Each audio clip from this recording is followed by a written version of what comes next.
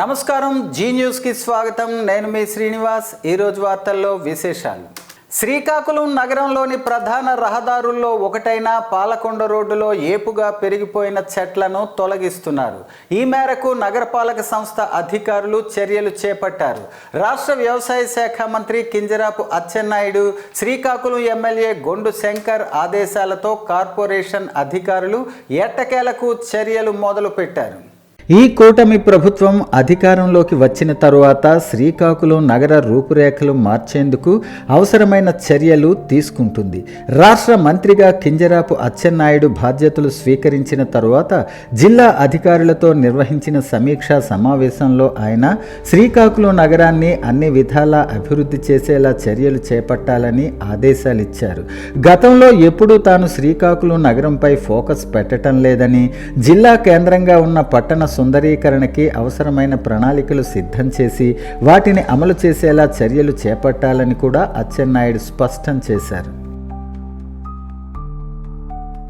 Srikakulam MLA Gondu Shankar సైతం నగరంలోని సమస్యలను ఎప్పటికప్పుడు కేంద్ర మంత్రి రామ్మోహన్ నాయుడు, రాష్ట్ర మంత్రి అచ్చెన్నాయుడుల దృష్టికి తీసుకువెళ్లి వాటి పరిష్కారానికి చర్యలు చేపడుతున్నారు. ఎప్పటికప్పుడు నగరపాలక సంస్థ కమిషనర్ ప్రసాదరావుతో చర్చిస్తూ పనులు వేగవంతం చేస్తున్నారు. అందులో భాగంగా పాలకొండ రోడ్డును ఆహ్లాదకరంగా తీర్చిదిద్దేందుకు పనులు ప్రారంభించారు. ఆ రోడ్డులో గతంలో వేసిన మొక్కలు పెద్దవిగా అయిపోవడంతో రాత్రి వేళల్లో రోడ్డు మొత్తం చీకట్లు అలముకుంటున్నాయి. స్థానికులు సైతం వాటి కారణంగా ఇబ్బందులు ఎదుర్కొంటున్నారు. సెంట్రల్ లైటింగ్కి కూడా అవి అడ్డుగా మారాయి. చీకటి పడిన తర్వాత విద్యుత్ దీపాలు వెలుగుతున్నా ఆ వెలుగులు అంతగా కనిపించని పరిస్థితులు నెలకొన్నాయి. దీంతో స్థానికులు ఆ రోడ్డులో రాకపోకలు సాగించేవారు సైతం ఎప్పటికప్పుడు కార్పొరేషన్ అధికారులకి ఫిర్యాదులు చేస్తూనే ఉన్నారు. గతంలో మొక్కలను ఎప్పటికప్పుడు తాత్కాలికంగా కట్ చేస్తూ ఉండేవారు. ఇలా కట్ చేస్తుంటే ఇలా పెరిగిపోయి మళ్ళీ సమస్యలు పునరావృతం అవుతూనే ఉన్నాయి. ఇటీవల మంత్రి అచ్చెన్నాయుడు, ఎమ్మెల్యే గొండు శంకర్లు సైతం వాటిని తొలగించి వాటి స్థానంలో ఆహ్లాదపరిచే మొక్కలు నాటాలని అధికారులకు ఆదేశాలు ఇచ్చారు. దీంతో నగరపాలక సంస్థ కమిషనర్ పివివిడి ప్రసాదరావు పాలకొండ రోడ్డులోని మొక్కలు తొలగించేలా చర్యలు చేపట్టారు. 7 రోడ్ల జంక్షన్ నుంచి పాలకొండ రోడ్డులో ఉండే మొక్కలు కట్ చేసే చర్యలు ప్రారంభించారు. వాటితో ఒకవైపు కట్ చేస్తూనే మరోవైపు వాటిని ట్రాక్టర్ల సహాయంతో తరలించే పనులు ముమ్మరంగా సాగుతున్నాయి. నగర సుందరీకరణలో భాగంగా చెట్లపై కార్పొరేషన్ అధికారులు వేటు వేశారు. కార్పొరేషన్ అధికారుల చర్యలను పలువురు స్వాగతిస్తుండగా పర్యావరణ పరిరక్షణ పోరాట సమితి నాయకులు మాత్రం ఇన్నాళ్ళు పెరిగిన చెట్లను తొలగించడం పట్ల విమర్శలు గుప్పిస్తున్నారు. వ్యాపారం అంటే జీటీ రోడ్డు మాత్రమేనని, పాలకొండ రోడ్డులో ఎటువంటి షాపు పెట్టినా కొద్ది రోజులకే మూసేయాల్సిన పరిస్థితి ఉందని తేలిపోయిన రోజుల్లో దెయ్యం పట్టినట్లు డివైడర్ మధ్యనున్న చెట్లు పూర్తిగా ఇక్కడ వ్యాపారాలను దెబ్బతీసిన వైనం. ఆ తర్వాత ఆ స్థానంలో పర్యావరణ హితమైన కొత్త మొక్కలు నాటాలని, అందుకు నిధులు కేటాయించాలని జిల్లా కలెక్టర్కు సూచించారు. గతంలో ప్రభుత్వం చీకటి రోజుల నుంచి వెలుగు రోజులకి ఈరోజు పయనించడానికి సాయశక్తులా కృషి చేస్తున్నారు. ఈ ముగ్గురు కూడాను మాకు ఇలాంటి మంత్రులు, రాష్ట్ర మంత్రులు, మా ఎమ్మెల్యే దొరకడం నిజంగా చిక్కోలకి అదృష్టంగా భావిస్తూ నిరంతరం శ్రమిస్తున్నారు. గుండ శంకర్ గారు ఈ అభివృద్ధి ప్రదాతగా చేస్తున్నారు. మీరు ఈ లైన్లో చూస్తున్నారు.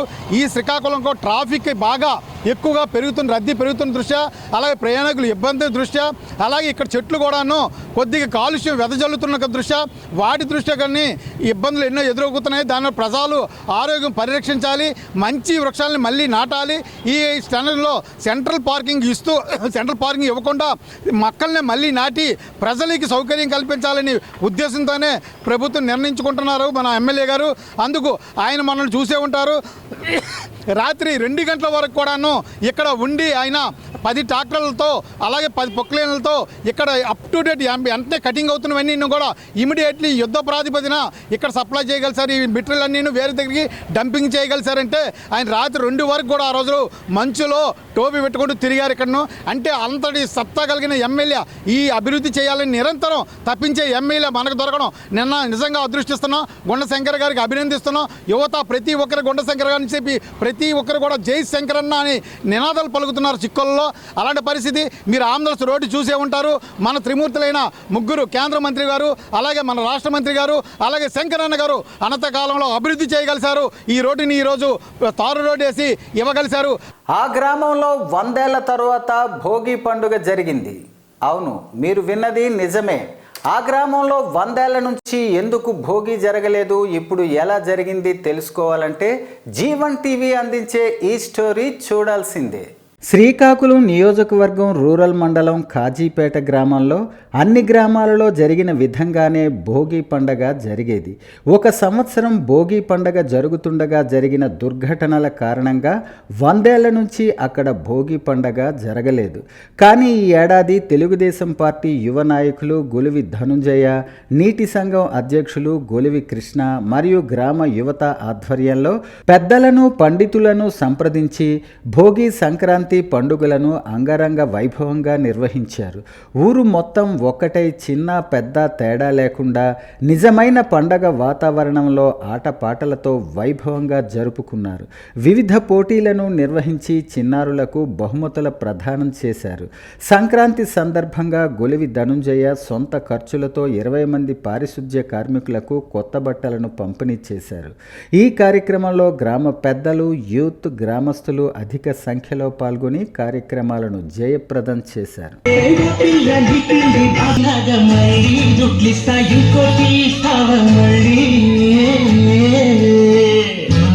ఆముదాలవలస పట్టణానికి 3 కిలోమీటర్ల దూరంలోని కొండల మధ్య అతి పెద్ద కొండపై సంగమేశ్వర ఆలయం నెలకొని ఉంది. ఈ కొండ చరిత్ర 12వ శతాబ్దానిదని 1982లో సర్వే చేసిన పురావస్తు శాఖ ప్రతినిధి జవహర్లాల్ పేర్కొన్నారు. జైన మతస్థులు, తరువాత బౌద్ధ మతస్థులు, ఆ తరువాత శైవ మతస్థులు ఈ కొండను ఆశ్రయించి తమ మతాలను మరింత ప్రభావితం చేశారని చరిత్రకారులు చెబుతుంటారు. పూర్వ రాజుల ఔన్నత్యానికి ఒక సజీవ సాక్షిగా ఈ కొండ దర్శనమిస్తుంది. ఏటా రాష్ట్రంలో జరిగే తొలి జాతర ఈ కొండ దిగువ ప్రాంతంలో జరుగుతుంది. సంక్రాంతి మొదలుకొని కనుమ, ముక్కనుమ రోజుల్లో 3 రోజుల పాటు ఎంతో భారీగా జాతర జరగనుంది. మొదటి జాతర అయినందున జిల్లా నుంచే కాక ఇతర జిల్లాలు, పక్క ఒడిశా రాష్ట్రం నుంచి చాలామంది యాత్రికులు వస్తుంటారు. ఈ జాతరకు సుమారు 2 లక్షల మంది హాజరవుతారు. సంగమేశ్వర కొండ పైభాగంలో ఉన్న ఆలయం ఎడమ పక్క ఓ బావి ఉంటుంది. ఆ బావిలో దేవాలయానికి వచ్చే ప్రతి భక్తుడు కూడా చిల్లర డబ్బులు వేసి తమ మొక్కులు తీర్చుకుంటారు. చిల్లర నాణేలు వేయటం ద్వారా కోరిన కోర్కెలు నెరవేరుతాయని భక్తుల నమ్మకం. పాల ఉత్పత్తులు, మాంసం ఉత్పత్తులు గణనీయంగా పెంచేందుకు గాను రాష్ట్ర ప్రభుత్వం గోకులాలు పేరుతో షెడ్స్ నిర్మిస్తున్నాయని, వీటికి రైతుల నుంచి భారీ స్పందన లభిస్తుందని శ్రీకాకుళం జిల్లా పశు సంవర్ధక శాఖ జాయింట్ డైరెక్టర్ కంచరాన రాజగోపాలరావు చెప్పారు.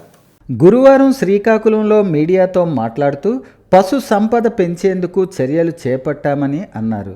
శ్రీకాకుళం జిల్లాలో ఇంతవరకు అన్ని రకాల పశువులు సుమారు 6.5 లక్షల వరకు ఉన్నాయని, కూటమి ప్రభుత్వం అధికారంలోకి వచ్చిన వెంటనే పశు సంవర్ధక శాఖ అభివృద్ధికి బాటలు వేస్తూ పెద్ద ఎత్తున నిధులు మంజూరు చేస్తుందని చెప్పారు. జాతీయ గ్రామీణ ఉపాధి హామీ పథకం కింద గ్రామీణ ప్రాంతాల్లో పశువులు షెడ్స్ నిర్మించుకున్న వారికి పెద్ద ఎత్తున రాయితీలు, ప్రోత్సాహకాలు ఇస్తున్నారని అన్నారు. శ్రీకాకుళం జిల్లాలో 30 మండలాల పరిధిలో ఇంతవరకు 1413 గోకులాలు మంజూరు చేయగా ఇందులో 696 పనులు పూర్తయ్యాయని అన్నారు. వచ్చే నెల ఫిబ్రవరి 15 నాటికి గోకులం పథకం కింద మంజూరైన పశువుల శాలలు పూర్తి చేయుటకు సన్నాహాలు చేస్తున్నామని చెప్పారు. ఆవులకు, గేదెలకు, గొర్రెలకు, మేకలకు చక్కని వాతావరణంలో ఉంచేందుకు గోకులం పేరుతో షెడ్స్ నిర్మిస్తున్నామని అన్నారు. చక్కని ఆరోగ్యకరమైన వాతావరణంలో పశువులను పెంచటం వల్ల పాల ఉత్పత్తులు గణనీయంగా పెరుగుతాయని అన్నారు. శ్రీకాకుళం జిల్లాలో ఉన్న చిన్న, సన్నకారు రైతులు గోకులం పేరుతో మంజూరు చేస్తున్న పశువుల శాలలకు దరఖాస్తులు చేసుకుని ఆదాయ వనరులు రెట్టింపు చేసుకోవాలని ఆయన విజ్ఞప్తి చేశారు. రకరకాల వాతావరణ పరిస్థితులకి అవి ఎక్స్పోజ్ అవుతున్నాయి కాబట్టి ఆ స్ట్రెస్ వల్ల వాటి పునరుత్పత్తి సామర్థ్యం తగ్గుతుంది. అదే ఇప్పుడు షెడ్ ఉన్నట్టయితే ఆ పునరుత్పత్తి సామర్థ్యం పెరుగుతుంది. అలాగే పాల ఉత్పత్తిలో కూడాను తగ్గుదల ఉంటుంది. బయట ఉన్నట్టయితే అది ఆ షెడ్లో ఉన్నట్టయితే మంచి వాతావరణం నుంచి ప్రొటెక్షన్ అంటే వాటికి ప్రొటెక్షన్ ఉంటుంది కాబట్టి వాటిల్లో ఖచ్చితంగా పాల ఉత్పత్తి కూడా పెరుగుద్ది. అలాగే గొర్రెలు, మేకలు వాటికి కూడా ఇటువంటి ఇవ్వటం వల్ల వాటిలో మాంసం ఉత్పత్తి అన్నీ పెరుగుతుంది. అలాగే కోళ్ళకు కూడా ఈ విధంగా ఇవి మనకి షెల్టర్స్ ఇవ్వటం జరుగుతుంది. ఇవి ఎలాగంటే దానికి ఆవులకి సంబంధించినవి 2 యానిమల్స్, 4 యానిమల్స్, 6 అంటే 2 ఆవులు, 4 ఆవులు, అలాగే 6 ఆవులు, గేదెలైనా కూడా పెట్టుకోవచ్చు అందులో. దీని పూర్తి యూనిట్ కాస్ట్ 2 ఆవులు అయితే 1,15,000. దానికి ఏంటంటే NREGS వాళ్ళు 1,03,500 ఇస్తారు. బెనిఫిషియరీ అంటే లబ్ధిదారుడు 11,500 కట్టుకోవాలి, 10% కట్టుకోవాలి. అది 2 ఆవులకు సంబంధించి. అలాగే 4 ఆవులు కానీ గేదెలు కానీ అయితే 1,85,000 యూనిట్ కాస్టు. దానికి 1,66,500 రూపాయలు NREGS ఉపాధి హామీ ద్వారా వస్తాయి. అలాగే లబ్ధిదారుడు 18,500 రూపాయలు వాళ్ళ తరపు నుంచి కట్టవలసి ఉంటుంది. అంటే 10% కట్టవలసి ఉంటుంది టోటల్ యూనిట్ కాస్ట్లో. అలాగే 6 ఆవులకి సంబంధించినంత వరకు తీసుకున్నట్టయితే 2,30,000 యూనిట్ కాస్ట్ ఉంటుంది. దానికి 2,07,000 రూపాయల వరకు 7,000 రూపాయలు మన ఉపాధి హామీ ద్వారా వస్తాయి. 23,000 వీళ్ళు అంటే 10% లబ్ధిదారుని వాటా కట్టవలసి ఉంటుంది. సమాజ పరిస్థితులు సేవా మార్గంపై నడిపించాయని, ప్రతి ఒక్కరూ ఆధ్యాత్మిక చైతన్యాన్ని కలిగి ఉండాలని రెడ్ క్రాస్ రాష్ట్ర వైస్ చైర్మన్ పి జగన్మోహన్ రావు అన్నారు. నిరంజనం నిత్యమనంతరూపం భక్తాకం పాదృత విగ్రహం వై ఈశావతారం పరమేశమీడ్యం తం రామకృష్ణం శిరసానమామి అంటూ స్థానిక శాంతా కళ్యాణ అనురాగ నిలయం సివి నాగజ్యోతి ఆనంద నిలయంలో అన్న ప్రసాద కార్యక్రమాన్ని ప్రారంభించి ఈరోజు నా జన్మదినం సందర్భంగా నగరంలో అరసవల్లిలో నివాసముంటున్న అరవింద్ మహాదేవ్ సాత్యకీల కుమారుడు సంజయ్తో పాటు రెడ్ క్రాస్ ప్రతినిధి నంది ఉమాశంకర్లు అందించిన సహకారంతో వృద్ధులకు, అనాథ పిల్లలకు అన్న ప్రసాద వితరణ చేయటం ఆనందంగా ఉందని, ఎంతోమంది అభాగ్యులు మితిమీరిన ఆకలితో అలమటించటం బాధగా ఉందని, అందుకనే పిఎన్ కాలనీ వరసిద్ధి వినాయక దేవస్థానం ద్వారా నిత్యాన్నదానానికి శ్రీకారం చుట్టామన్నారు. సమాజానికి ఆభరణాలు స్త్రీలు, వారిని గౌరవించటం అందరి బాధ్యతని, స్త్రీలను గౌరవిస్తే దేవతలను పూజించినట్లే అన్నారు. అనంతరం నేటి దాత అరవింద్ మహాదేవ్ మాట్లాడుతూ నిత్య సేవకులుగా జగన్మోహన్ రావు అందరికీ సుపరిచితులేనని, జనసామాన్యం ఆయన పట్ల భక్తి ప్రపత్తులు చూపిస్తారనటంలో ఎటువంటి సందేహం లేదన్నారు. ఈరోజు ఆయన జన్మదినాన అన్నదానం చేయటం ఆనందంగా ఉందని, ఆయనను స్ఫూర్తిగా తీసుకుని అన్న వితరణ చేపట్టానన్నారు. అనంతరం దుప్పట్లను వృద్ధులకు, పిల్లలకు అందించారు. 100 మంది ప్రాణాలు కాపాడడం ఆనందంగా ఉందని red cross chairman P Jaganmohan Rao గురువారం తెలిపారు. పూర్వపు collector, Indian red cross society Srikakulam జిల్లా శాఖ అధ్యక్షులు డాక్టర్ మనజీర్ జిలానీ సమూన్ IAS ప్రారంభించిన ప్లాస్మా దాన కేంద్రంలో ఇప్పటి వరకు 100 ప్లాస్మా డొనేషన్స్ చేపట్టి మహిళలు, వృద్ధులకు, చిన్నపిల్లలు, పురిటి పిల్లలకు తక్షణ అవసర నిమిత్తం ప్లాస్మా ప్లేట్లెట్స్ దానంతో ప్రాణదానం చేశారు. ఇందులో భాగంగా చైర్మన్ పి జగన్మోహన్ రావు మాట్లాడుతూ జిల్లాలో ప్లాస్మా దాన కేంద్రం రెడ్ క్రాస్ ఆధ్వర్యంలో నిర్వహించబడుతుందని, ప్లేట్లెట్స్ కొరత అధికంగా ఉన్నవారికి, ప్లాస్మా అవసరమైన వారికి తక్షణమే దాతలకు అవగాహన కల్పించి ఇప్పటికీ 100 మంది ప్రాణాలు కాపాడటం జరిగిందన్నారు. ఈ కార్యక్రమంలో ప్రస్తుత కలెక్టర్ స్వప్నిల్ దినకర్ పుణ్కర్ IAS సహకారంతో రెడ్ క్రాస్ అనేక సేవా కార్యక్రమాలు నిర్వహించడం జరుగుతుందని, జిల్లాలో ప్లాస్మా అవసరం రోజు రోజుకు పెరుగుతున్నందున దాతలు ముందుకు వచ్చి ప్లాస్మా దానం చేయవలసిందిగా కోరారు. ఈ సందర్భంగా ప్లాస్మా దానానికి అవగాహన కల్పిస్తున్న రెడ్ క్రాస్ ప్రతినిధి నంది ఉమాశంకర్ని సత్కరించి అభినందించారు. 100వ దాతగా శ్రీకాకుళం పట్టణానికి చెందిన కోరాడ సతీష్ 34 సంవత్సరాలు ప్లాస్మా దానం చేసినందుకు చైర్మన్ అభినందనలు తెలియజేశారు. శ్రీకాకుళం నగరం అరసవల్లిలో సంక్రాంతి పండుగ సందర్భంగా ఉంగటివారి కుటుంబ సభ్యులు నూతన వస్త్రాలు పంపిణీ చేశారు. ఉంగటి కుటుంబం మొత్తం ఆడపిల్లలు, అల్లుళ్ళు, కూతుళ్ళు, అక్కా చెల్లెళ్ళు, బావలతో అంగరంగ వైభవంగా కోలాటాలు నిర్వహించారు. మ్యాజిక్ షోలు, మహిళలతో మ్యూజిక్ చైర్స్, ముగ్గుల పోటీలు నిర్వహించారు. గెలిచిన వారికి బహుమతులు అందజేశారు. ఈ పండుగ విశిష్టత గురించి నగర BC అధ్యక్షులు ఉంగటి రమణమూర్తి మాట్లాడుతూ సంక్రాంతి పండుగ తెలుగు సంవత్సరంలో 12 నెలలకు గాను 12 రాసులలో సూర్య భగవానుడు నెలకొక రాశి యందు ఉండునని, ఇందులో 6 రాసుల్లో 6 నెలలు దక్షిణాయనంలో, మరో 6 నెలలు ఉత్తరాయణంగా ఉంటుందన్నారు. గతంలో మనం పడిన బాధలు, కష్టాలు, పాత బట్టలు, పాత వస్తువులు మంటల్లో వేసి అగ్నిదేవునికి ఆహుతి చేస్తారన్నారు. మరలా మకర రాశిలోకి సూర్య భగవానుడు మారినందున మనం మకర సంక్రాంతిని జరుపుకుంటామని పేర్కొన్నారు. ఈ పండగ నుంచి మనకి మంచి జరగాలని దేవుణ్ణి వేడుకుంటామన్నారు. ఈ కార్యక్రమంలో ఉంగటి రమణమూర్తి, పాపారావు, పెద్దరమణ, వెంకటరావు కుటుంబ సభ్యులు తదితరులు పాల్గొన్నారు. శ్రీకాకుళం రూరల్ మండలం వాకలవలస గ్రామంలో ముక్కనుమ గ్రామ ప్రజలు కన్నుల పండుగగా జరుపుకున్నారు. ఇతర ప్రాంతాల నుంచి స్వస్థలాలకు చేరుకున్న వారితో గ్రామంలో సందడి నెలకొంది. వాకలవలస యూత్ ఆధ్వర్యంలో tug of war, songs, volleyball, musical chair, dance, ముగ్గుల పోటీలు నిర్వహించారు. గెలిచిన వారికి బహుమతులు అందజేశారు. ఈ సందర్భంగా బగాది కిరణ్, ఎదురువలస గురుమూర్తి, పేడాడ రాజేష్ మాట్లాడుతూ గ్రామీణ క్రీడల్ని ప్రోత్సహించేందుకు, యువత చెడు వ్యసనాలకు దూరంగా ఉండేందుకు మొదటిసారిగా క్రీడా పోటీలు నిర్వహించడం జరుగుతుంది జరుగుతుందన్నారు. చివరి రోజైన ముక్కనుమ నాడు నిర్వహించిన వివిధ రకాల పోటీలు, సాంస్కృతిక కార్యక్రమాలు వీక్షకులను ఎంతగానో అలరించాయి. రంగవల్లులు, పిండి వంటలు, డూడు బసవన్నల విన్యాసాలు, హరిదాసుల నృత్యాలు, కోడి పందేలు, ఆటల పోటీలు, పతంగుల కేరింతల మధ్య సంక్రాంతి పండుగ సందడిగా ముగిసిందన్నారు. అయితే ఇప్పుడు ఉన్న యువత పండుగపై పూర్తిగా అవగాహన లేకుండా పోయిందని, యువతకు పండగ గొప్పతనం తెలియజెప్పాలనే సదుద్దేశ్యంతో నిర్వహించటం జరుగుతుందన్నారు. ఈ పోటీల్లో మహిళలు, మగవాళ్ళు, చిన్నపిల్లలు ఎంతో ఉత్సాహంగా పాల్గొనటం జరిగిందన్నారు. ఈ కార్యక్రమంలో బగాది గౌతు, కోన రాజేష్, పేడాడ తారకేశ్వరి, గ్రామ ప్రజలు, యువత పెద్ద ఎత్తున పాల్గొన్నారు.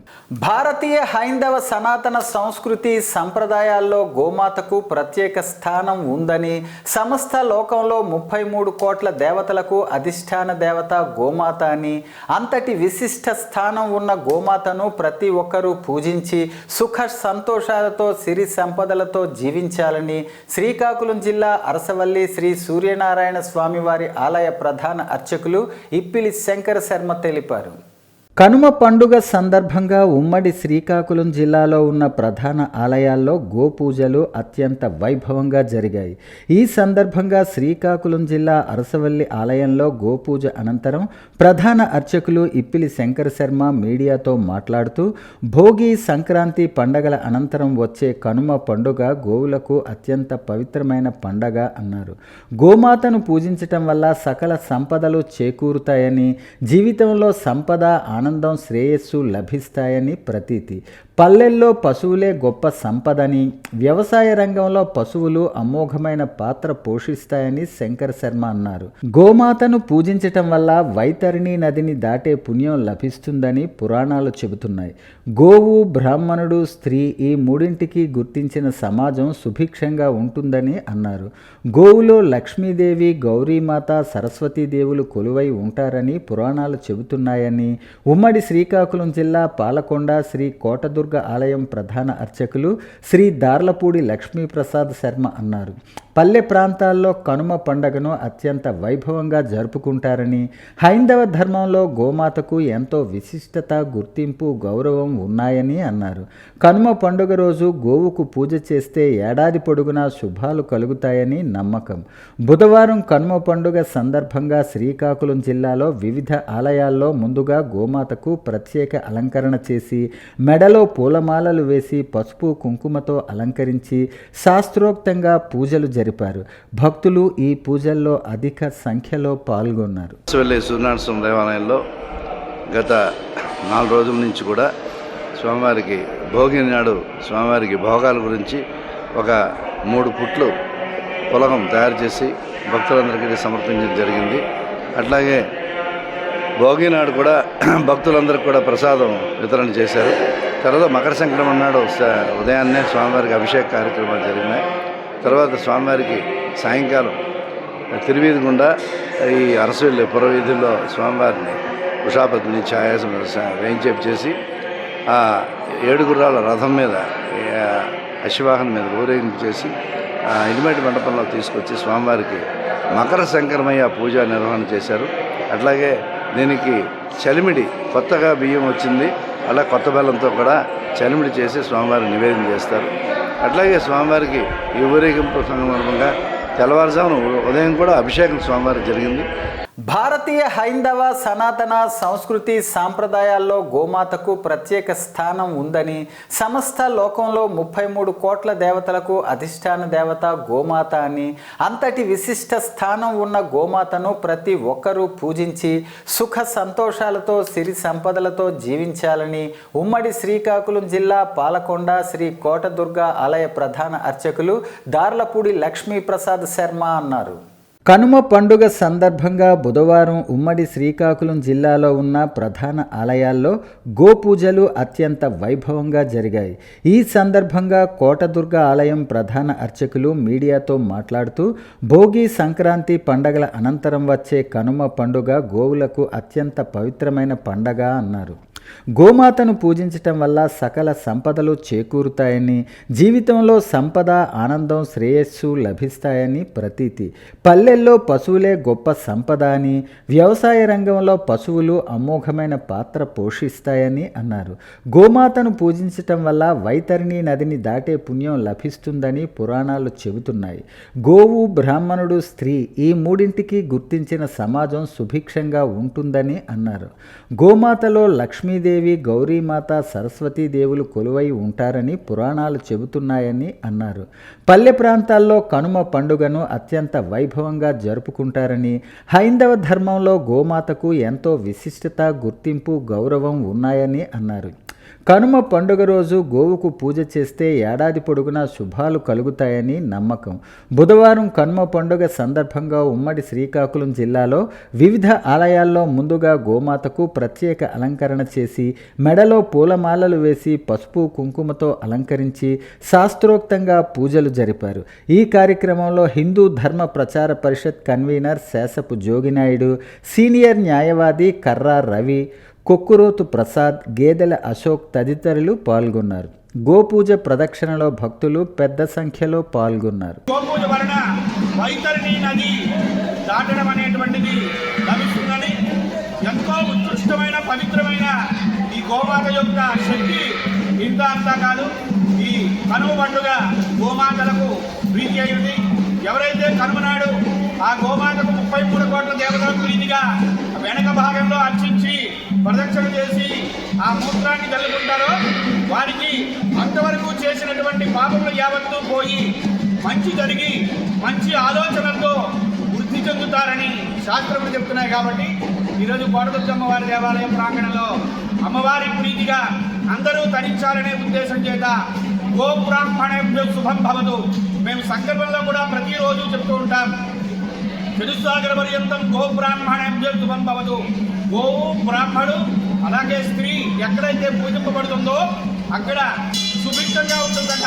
పంటలు పండుతాయి, అలాగే వర్షాలు కురుస్తాయి, సస్యశ్యామలంగా ఉంటుంది, వాతావరణం సమతుల్యత ఏర్పడుతుంది. ఇది శాస్త్రములు చెప్పేటువంటి మాటలు, మేము మాట్లాడేవి కావు. అటువంటి గోపూజ కార్యక్రమం ఇక్కడ జరిపించుకున్నా చూసిన వారికి, చేయించిన వారికి, చేసేవారికి, మన గ్రామానికి మంచి జరగాలని కోరుకుంటున్నాం. వార్తలు సమాప్తం. మళ్ళీ తర్వాత బులెటిన్లో కలుసుకుందాం. నమస్కారం.